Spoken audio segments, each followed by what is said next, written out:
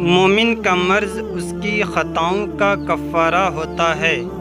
صدقہ کو حقیر نہ جانو، کیونکہ اس کا ایک دانہ بھی قیامت میں پہاڑ جتنا وزن رکھتا ہے۔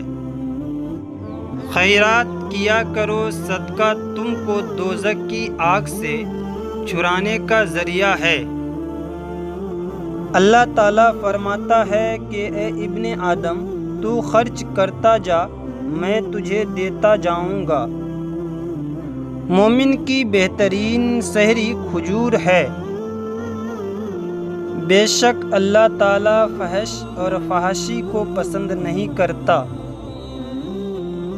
میں نے جنت میں دیکھا کثرت سے وہ لوگ ہیں جو دنیا میں فقیر تھے۔ لوگوں میں بدترین شخص وہ ہے جو اپنے گھر والوں کے حق میں تنگی کرنے والا ہو۔ اللہ تعالیٰ اس کے چہرے کو تر و تازہ رکھتا ہے جو حدیث سنے اور آگے بڑھائے۔ دنیا میں ایسے رہو جیسے اجنبی یا مسافر۔